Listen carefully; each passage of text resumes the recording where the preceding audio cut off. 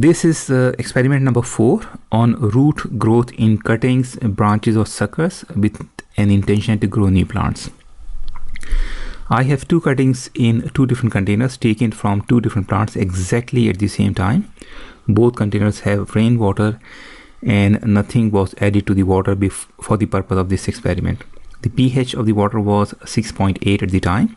I usually put nearly a gram of Epsom salt in each container in water, as it helps cutting grow roots a bit better and leaves still remain green and healthy by the time we have large enough roots, but nothing was added to the water in these containers for the purpose of this experiment. Since from past experiments we have learned that direct sunlight can kill cuttings very quickly, especially if the temperature is 30 degrees centigrade or higher. Both containers were kept in a shaded place where there was a lot of ambient light but no direct sunlight could reach the cuttings. The cutting on the left was taken from a variety which is sold in Australian supermarkets under the name of Just Trust Tomatoes. This is the only information that I could get about the name of the variety, unfortunately. This variety is grown hydroponically for supermarkets in a $24 million facility that has 200 employees. The mother plant was grown from a seed that I took out from a tomato fruit which was bought from the supermarket. In season, these tomatoes are sold for as less as $2 a kilogram, and the price can go as high as $8 a kilogram in winters. What I assume from this, that this is a good variety, a very high yield variety, since it has been chosen by a company that has invested millions of dollars in the business. And I'm sure when supermarkets are selling these for $2 a kilogram, they are buying for far less than that, and the grower still managed to make profits.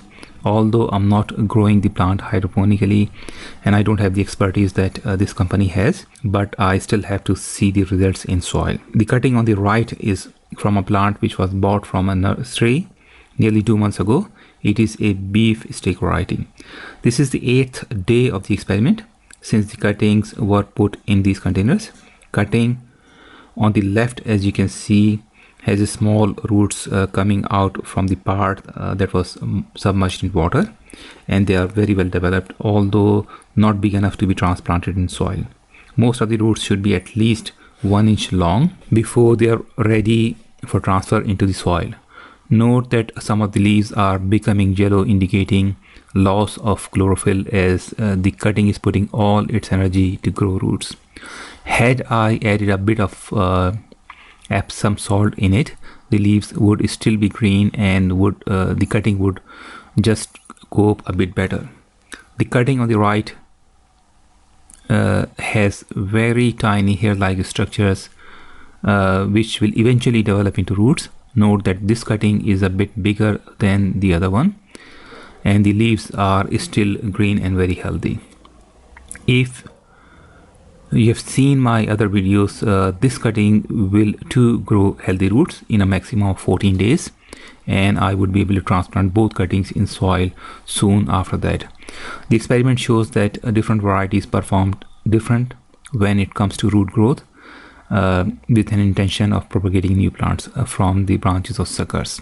So you have to work out what variety you want to choose and what is your eventual purpose. Is it higher yield, or it is taste, or whatever. Thank you very much.